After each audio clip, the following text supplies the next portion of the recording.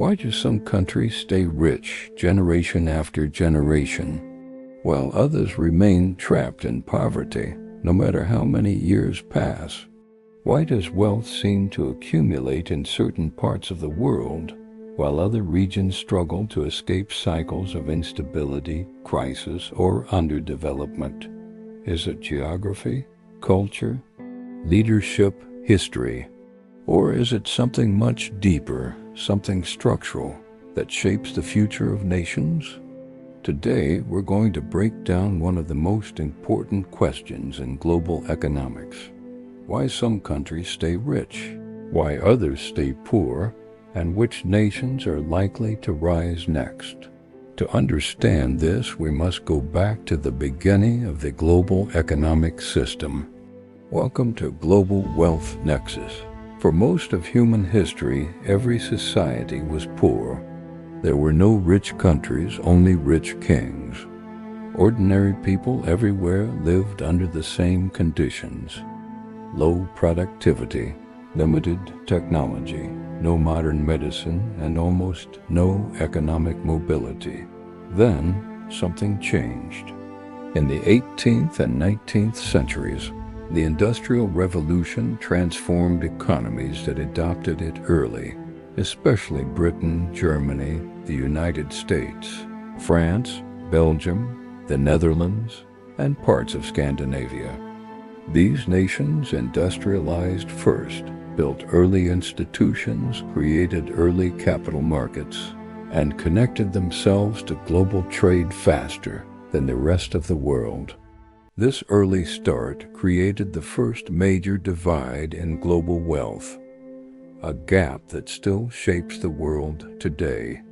But early industrialization alone doesn't explain everything. Some countries that industrialized early fell behind later. Some countries that industrialized late caught up rapidly, and some, despite decades of effort, never escaped poverty. To understand why, we need to look at what economists call the wealth cycle. Rich nations today are rich because three forces reinforced each other for decades, often centuries: a productive population, strong institutions, capital accumulation. When productivity rises, wages rise. When wages rise, savings increase. When savings increase, investment grows. When investment grows, technology improves, which increases productivity again. This self-reinforcing cycle creates long-term wealth. Poor nations, however, often get stuck in the opposite cycle. Low productivity leads to low wages. Low wages lead to low savings. Low savings lead to low investment. Low investment leads to low technology and weak institutions, which lowers productivity further. This is the poverty trap, a loop that repeats itself across generations. But cycles alone don't tell the whole story. There's another factor that many people overlook: geography. Geography still matters, even in the 21st century. Countries with natural harbors, access to the ocean, navigable rivers, fertile land, and moderate climates historically developed faster because they could trade sooner, feed larger populations, and grow stable societies. But here's the interesting part. Having natural resources doesn't guarantee wealth. Saudi Arabia has oil. Nigeria has oil. Venezuela has oil. But two of these countries remain unstable and economically fragile. Meanwhile, Japan, Singapore, and South Korea rose to global wealth with almost no natural resources at all. Their growth came from human capital, knowledge, discipline, technology, and long-term national planning. This brings us to the next factor: institutions and trust. One of the strongest predictors of national wealth is how much people trust their system. trust in legal institutions, trust in property rights, trust in contracts, trust that corruption is low and stability is high. When people trust a system, they invest, they build businesses, they innovate, they take risks. Countries like Switzerland, Norway, Denmark, Canada, and Singapore remain wealthy because their populations and economic systems share a high level of institutional trust.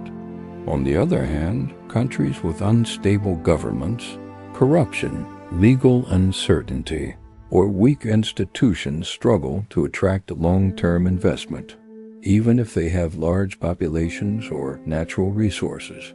But the story doesn't end here. We also have to understand the impact of globalization.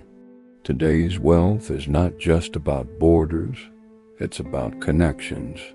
A country plugged into global supply chains grows faster. A country isolated from the world economy declines. This is why countries like Vietnam, Poland, Mexico, and Indonesia have grown rapidly, and why isolated nations, no matter how resource-rich, struggle to advance. Global trade networks, capital flows, and knowledge transfer shape the modern world.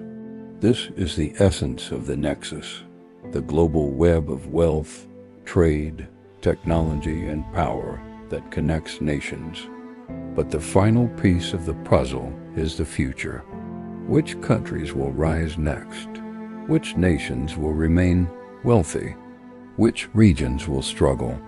According to major global economic projections, the countries most likely to rise over the next 20 to 30 years are India, with a young population and rising productivity; Vietnam, manufacturing powerhouse of Southeast Asia; Indonesia, a future mega economy with 280 million people; the Philippines, rapidly developing human capital; Poland, Europe's rising industrial and technological hub; and parts of East Africa, especially Kenya, Rwanda, Ethiopia, and Tanzania. These regions have what economists call future demographic power: young populations, rising education, growing cities, and increasing global integration.